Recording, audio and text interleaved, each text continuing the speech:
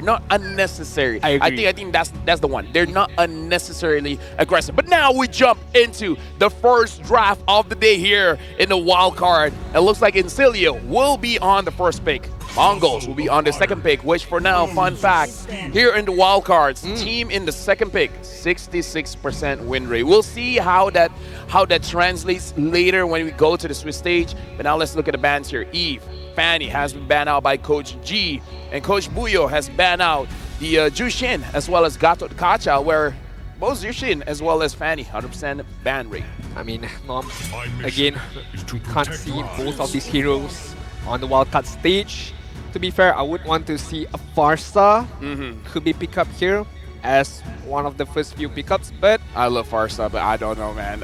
so far, the wildcard teams haven't been that wild just yet. You know, they're like, whatever the matter was a few weeks ago, we're sticking with it, because once you see the once you see the picks, a lot of the nerfed heroes are still being picked up, and you know, to be fair, they do good. It could be day one nerfs. Yeah, it could be day one nerfs. Yeah, just trying to pick up something much more comfortable for them to be able to play with. So that's why the Chow, the Auroras, you've been seeing quite a lot and doing quite well as well. I mean, 100% win rate so far in the wildcard stage.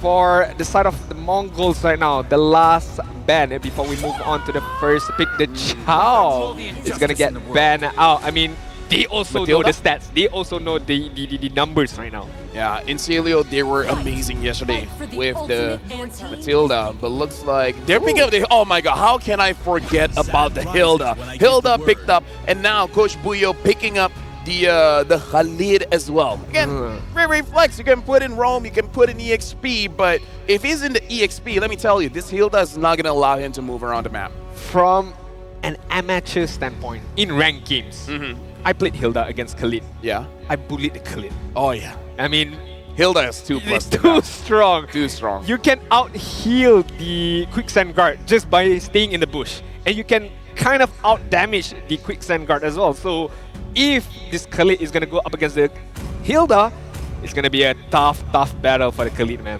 Yeah, you know what? I agree with you there. Something that has been buffed recently,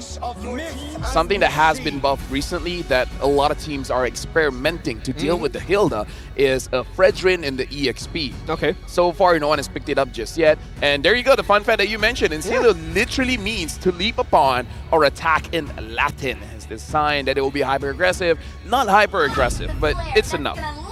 But now, moving into the draft here, Coach Buyo has picked up the Khalid as well as the Alpha. Very strong front lines, maybe able to deal with the Hilda, but again, it's maybe.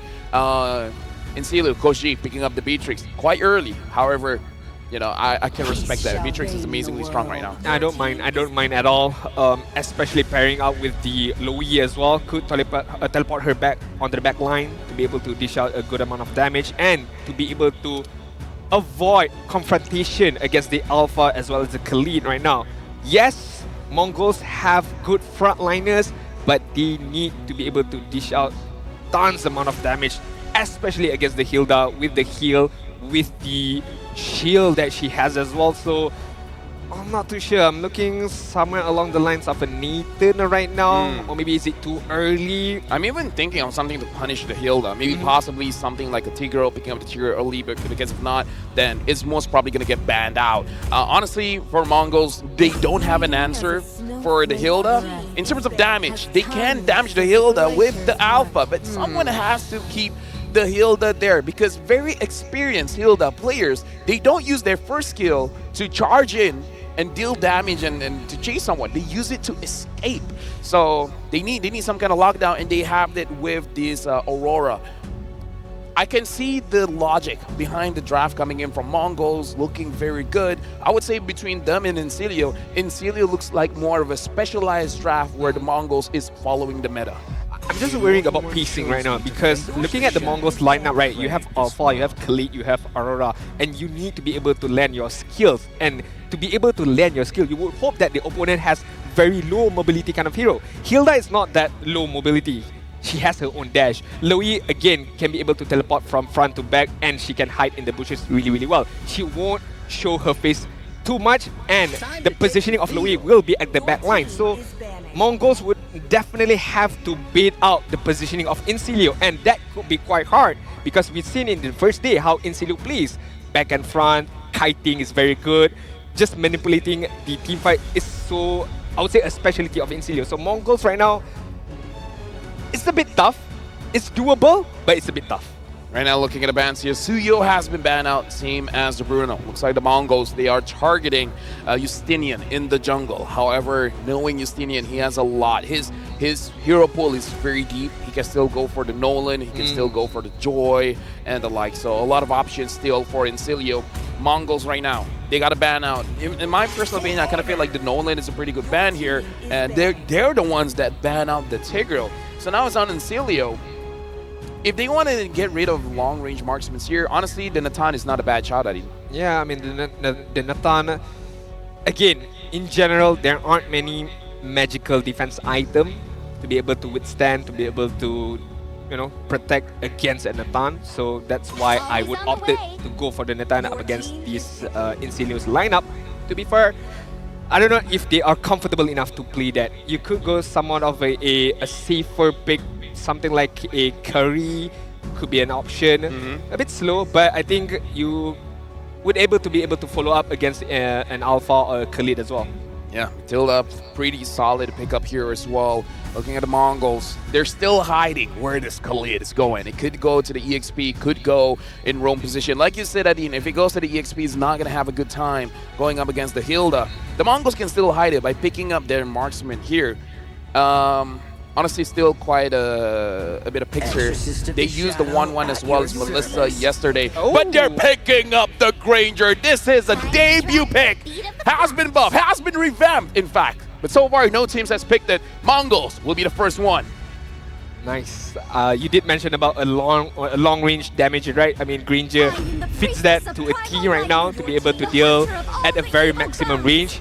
Doesn't need to come near with them, so it really depends. But Granger, one thing that I've noticed, is a very momentum-based kind of a hero. You need to be able to get the momentum early on to be able to use Granger effectively. And looking at Incilio, good shout out with the Joy pick. Joy, yeah. Something much more comfortable for them to be able to use. Again, a lot of dashes, very hard to catch. So this is what I'm afraid for the Mongols. Can the Aurora catch the Joy? Can the Khalid catch the Loyi? Can the Alpha catch the Hilda?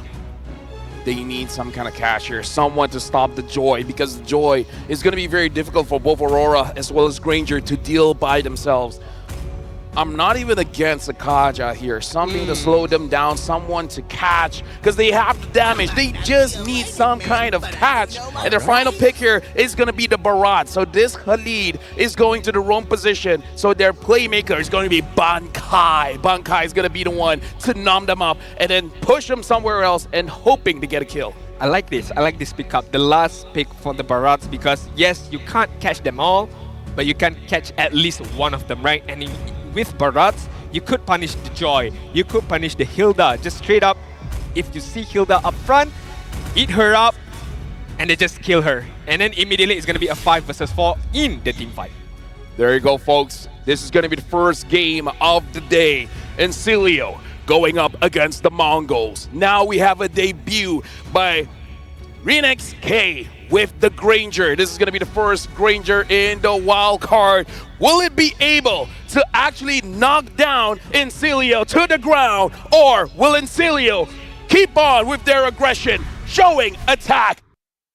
This is our welcome to the Land of Dawn. Welcome to the Land of Dawn, ladies and gents. This is gonna be the first match of Day 2 wildcard stage. The Mongols up against Incilio. It's a do or die match for the Mongols right now, and the Barat is gonna go up against the Hilda. Should be able to, I would say 50-50, but I'm still leaning towards Hilda because, I mean, such a good hero nowadays. Oh yeah, honestly, very good hero. However, I have not been using the Barats at the EXP for quite a while now, so I'm not incredibly sure about the the movements here. But now for you guys at home, the M6 Pass is available from the 18th of November all the way to the 29th of December. Complete all active tasks during the event to reach level 75 for free. Get amazing rewards including Claude's Battle Emote, M6's Glory Avatar Border, Boxia's Battle Emote, and the new special skin Boxia Dauntless Shield for free. Claude's M6 exclusive skin, Challenger Spark, Prime Skin, Cosmic Blaze, M6 exclusive, Claude figurine, Claude Sacred Statue. Everything there is for you guys. Just make sure you guys get to level 75. Correct, right there. So back into the game right now.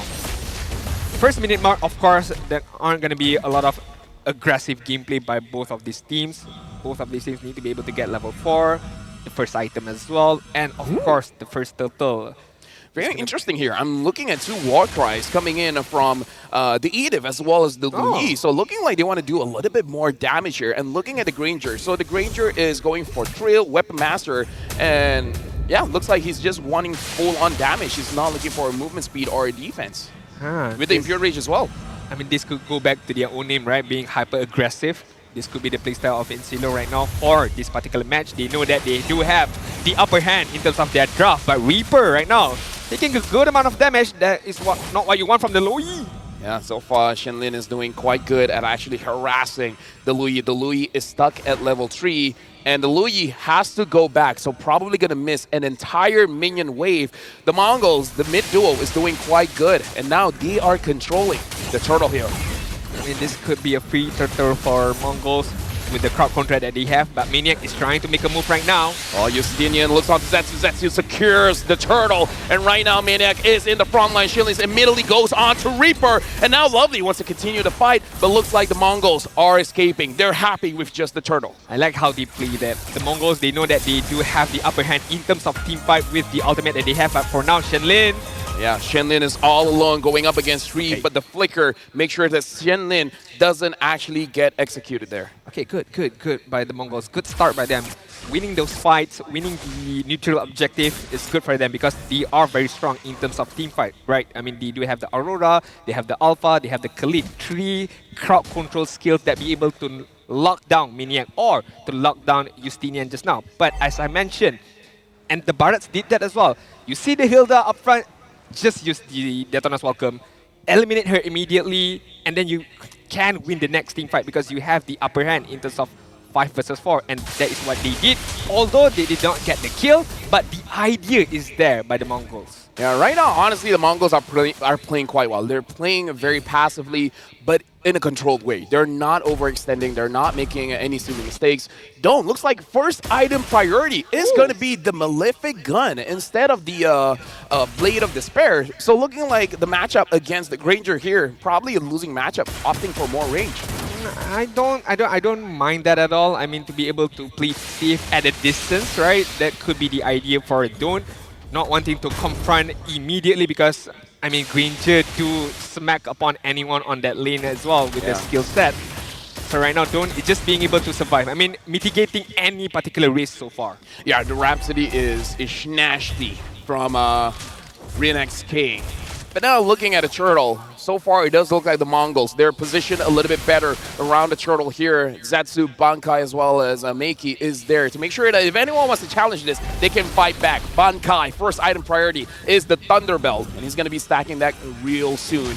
Turtle has been start up by Zetsu here. No contest at all right now. I mean, yes, Maniac and Lovely is there, but they aren't able to do anything. They just have to witness Zetsu again in getting that second turtle so far. I mean, right now they are kind of like focusing on Justinian as well as Dawn to be able for them to get the itemization for the Beatrix as well as the Joy, and waiting for the right opportunity to be able to pounce on the Mongols. So far from the Mongols, playing it quite passive, just focusing on the neutral objective so far is the idea for them, but diversion onto RenXK, and there's nothing he can do. First blood for Dawn.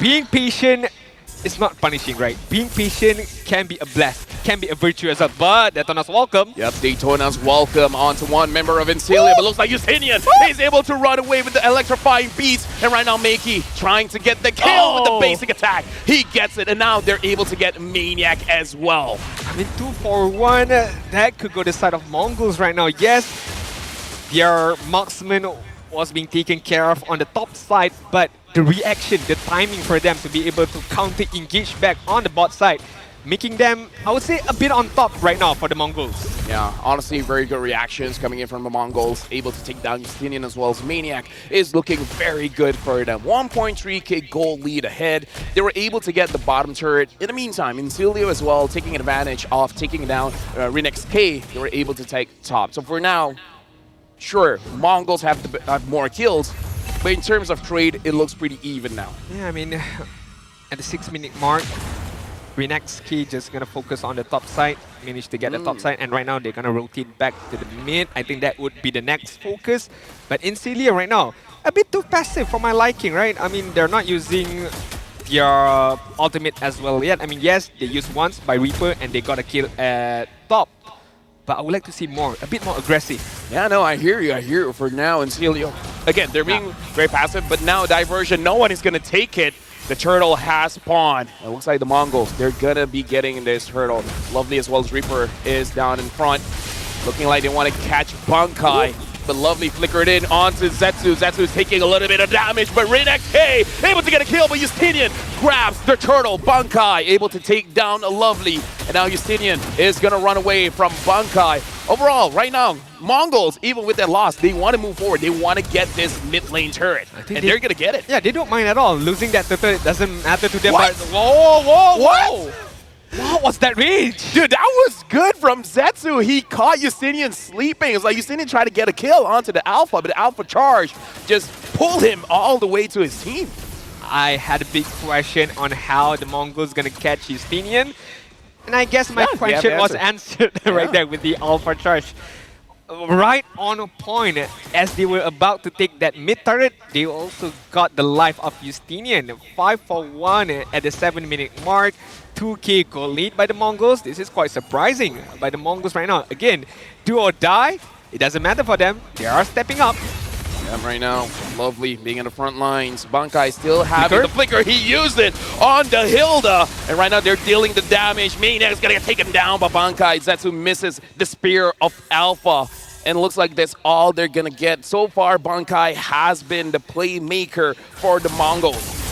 I like the flicker, I like the aggression as well, both by Bankai as well as Shenlin right there. They know the targets are clumped up in one particular area and they all dove in and managed to get a kill. And right now the Mongols are kind of in the driving seat right now. 2.7k goal lead, almost reaching 3k.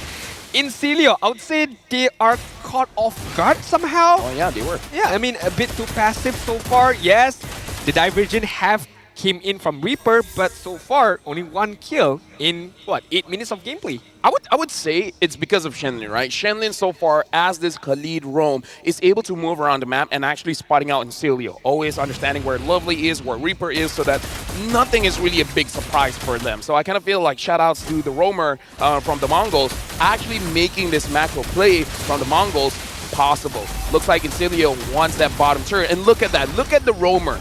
Look at Shenlin. He's having eyes on the movement of Incilio. I'm not so sure how he understands how Incilio moves around the map, but he's doing a good job. He's always there, knowing where they are. Yeah, at least he gives out the vision, having the information as well. Is the diversion have been used or not?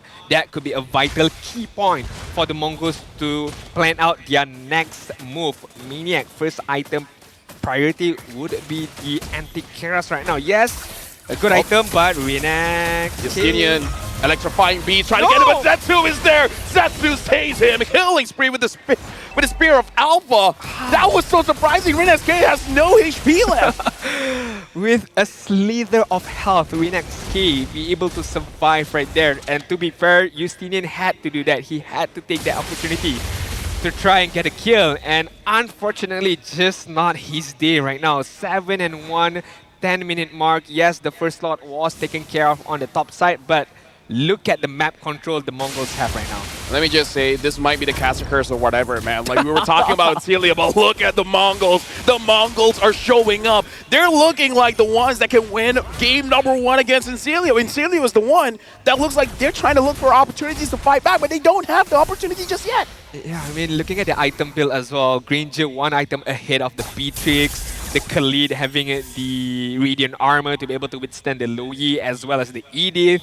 Looking at the Alpha, very tanky as well with the Winter Crown to be able to use it very effectively, very aggressively. And honestly, for the side of Incilio, other than Don't, Justinian only would have the good amount of damage to be able to deal upon the Mongols and to be able to survive. But hey, I mean, yeah, look at the goal difference here. Look at the goal difference for the EXP. That's the biggest goal gap so far among all the players here. Looking at the goal gap in gold, it's pretty big as well, but the biggest is definitely the EXP. 4,000 gold for Maniac. First item in 9 minutes. I understand he wants to build components first, but that's a pretty late first item priority by Maniac. And normally you would want to prioritize the Thunderbolt and to be able to stack it up immediately, right? And if this game goes until 25 minutes, that could be good. But right now, the diversion not showing themselves yet. They know. Oh, and then he charges in, finds 3, and now Lovely trying to escape. Reaper is so low, Lovely as well. Shannon is in front line. Renex K gets the kill. Setsu goes in with Alpha Charge, and now goes on to Don't moves back in, and Don't gets taken out. Triple kill for Renex K, and now Bankai with the killing spree. Justinian is the only one alive for Incilio. The Mongols are gonna look for him. You know what? It's only Shenlin. Shenlin is making sure that he delays his recall. Oh, no. Justinian is going to have a very hard time to get back, and this could allow the Mongols to take the first inhibitor turret on the mid side. But can we just rewind back on how they knew Incilio was in that particular bush? The instinct that they have, like something is not right. All the lanes, everyone is missing right now. It's too quiet. It's too quiet. It's too quiet here. And yeah, like Renex K, like you can actually say it's his discipline, and this is one of the things that make Granger such a good gold laner nowadays. When you get the stacks, you can spam your Death Sonata, you can spam your Rhapsody. He can open up the map, and once you see him there, Shenlin dives in, grabs 4. That was an amazing way for you to use a Granger, using the utility come late game. Looking at itemization here as well, looks like Renex K is building this Granger because Granger again is skill-based hero, so pumping all those basic stats here, making sure that there's a lot of physical attack. Yeah, right now, a lot is on the mid side, and the Mongols is going to focus on both inhibitor turrets on top as well on the bot side. But right now, the bot side, there's no minion. Incilio would have not much of a difficult time to be able to clear that Lord, but the next wave is going to come immediately after. The Mongols are going to focus on the bot side, having the next item for Miki just now. Wishing Lantern is just going to pump up even more magical damage against Incilio. 1-0-8 for this Aurora. So far, has been outstanding. Dean, it's been about, like, look at the Mongols. Right now, hovering around 9,000. 9,000 gold difference for the Mongols here. And what is this? A War Axe on Renex K. I haven't been playing a lot of Granger, man, but I have not seen a War Axe. Like, this could be the item build for a Granger now. I don't know, but this is very interesting. Like, I feel like all the Granger players are watching, and they're asking questions like, is this the new build? Is this the meta build? Or is this just a Renex K thing? It could be both. It could be both. It could also be an item that you just pick up once you're well up ahead, right? To be able to pump up even more basic attack. You know, there's a bit of movement speed on that item as well to be able to run away from Joy, Justinian just now, focusing on Granger himself. So, not too sure. We shall see how does it affect. But honestly, at this point of time, having 8.5k gold lead, 11 kill to 1, good map control. Any item I wouldn't be, questioning about whatever he builds right now. Right now, Renex K, the only defensive item that he really has is the Rose Gold Meteor, because his only threat is Justinian. Looking at the stacks here, 678 stacks. He killed, like, I don't know how many minions at this point with 678 stacks. He can use Rhapsody, or like, look at his energy. It barely goes down. And this is why I'm seeing themes going for gold lane instead of the jungle, because in the jungle you get the stacks slowly, but as a gold laner you saw that 15 minutes in, almost 700 stacks. That could be a very good case on why you should put Granger on the gold lane right now, to be able to farm those stacks as efficiently as possible. 15-minute mark. The third Lord, if I'm not mistaken right now, is up upon us on the top side. Incilio not moving an inch, but right now moving forward is lovely. Bankai just gonna flicker away from the onward use by the ED. Yeah, he's going to be very careful there. Renan Dope with the Renner snipe not hitting onto anyone, checking the bushes here. Looking at the Mongols as well, they're not forcing the Lord. They're still controlling the waves. In Celio, they're in a bit of a trouble because the top side at mid. Oh, look at RinXK just pumping damage with the Rhapsody, and Shenlin is trying to get an angle. And RinXK with the Death Sonata as well. What is Incelio going to do? How are they going to come in?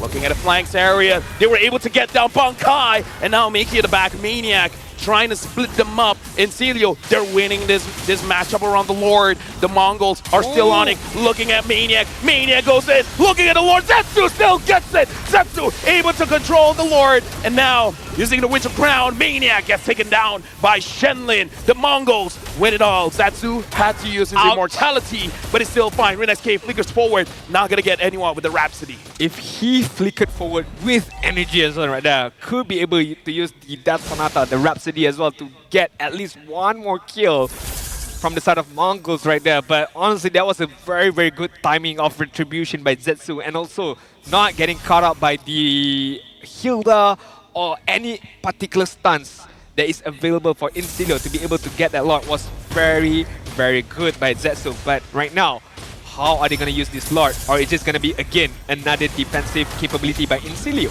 Well, Death Sonata all the way, just trying to pump as much damage as he can. The Lord has been taken care of. Incelio has made sure that the Lord doesn't enter the base. Justinian tried to get onto RinXK. However, unable to really stick on him and really use the electrifying beats.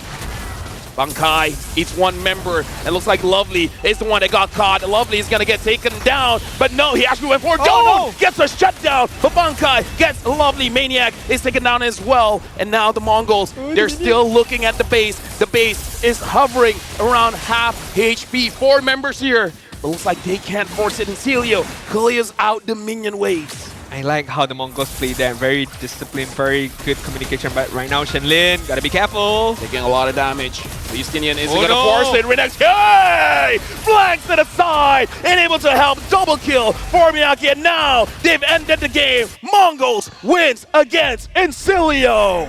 When their backs up against the wall, they bounce back. They pounce back with aggression, with their own dignity as well, right there.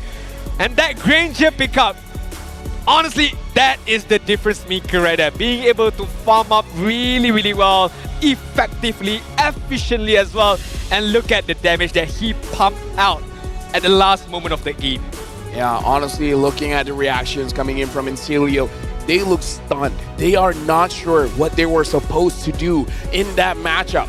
I gotta say, props to the Khalid, because he's able to slow down the rotation so much. But yeah, the poking damage from the Rhapsody, from the Death Sonata, like, that's annoying to deal with.